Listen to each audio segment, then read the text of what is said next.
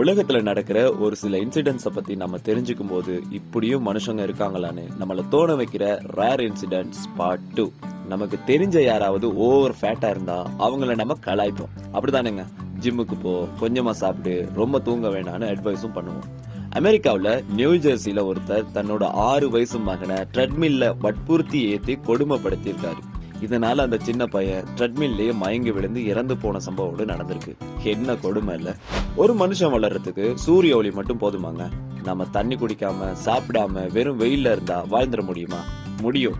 நான் என்னோட மகனை அப்படித்தான் வளர்க்க போறேன்னு சொல்லி தாய்ப்பால், தண்ணி, சாப்பாடு இப்படி எதுவுமே கொடுக்காம பட்டினி போட்டு 1 வயசு குழந்தைய கொலை பண்ணிருக்கிறாரு ஒரு ரஷ்யக்காரர். சுத்த பைத்தியக்காரத்தனமா இல்ல? லவ் பண்ணும்போது பொதுவா கோல் மெசேஜஸ் எல்லாம் கொஞ்சம் அதிகமா தாங்க இருக்கும். ஆனா சைனால சியாயுன்னு ஒரு பொண்ணு தன்னோட காதலனுக்கு ஒரு நாளைக்கு 100 வாட்டி போன் பண்ணுமா. கூடவே எப்பவும் ரொம்ப சீக்கிரமா ரெஸ்பான்ஸ் பண்ணுன்னு தொந்தரவு பண்ண அந்த பொண்ணோட தொல்லை தாங்க முடியாத அந்த பையன் போலீஸ்ல கம்ப்ளைண்ட் பண்ணிட்டான்னா பாருங்க. கிஃப்ட் ரொம்ப அழகான விஷயம். அதை கொடுக்கறதும் வாங்குறதும் ஒரு புதுவிதமான ஃபீலை தரும். கொஞ்சம் வித்தியாசமான கிஃப்டா கொடுத்து சர்ப்ரைஸ் பண்றது யாருக்கு தாங்க பிடிக்காது, கரெக்டா?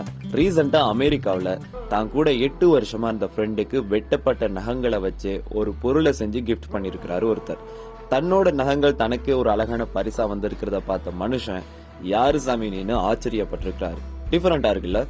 டெய்லி ஜாபுக்கு போகணுமேனு ப்ரெஷர் ஆகி ஸ்ட்ரெஸ் ஆனா நீங்க 10 நாள் லீவ் எடுத்துக்கலாம்னு சைனாவுல ஒரு கம்பெனில புதுவிதமான சலுகையை இன்ட்ரோடியூஸ் பண்ணிருக்காங்களாம். நம்ம ஊருக்கு இந்த மாதிரி ஒரு சான்ஸ் கிடைச்சா வருஷத்துல 35 தடவை இந்த 10 நாள் லீவ் எடுத்துருவோம்ல. இந்த மாதிரி ஒவ்வொரு நாளும் இந்த உலகத்துல ஏதாவது ஒண்ணு நடந்துட்டே தாங்க இருக்கு. அடுத்தடுத்த பாட்டுல இதே போல இதை விட இன்ட்ரெஸ்டிங்கான சம்பவங்களை பார்க்கலாம்.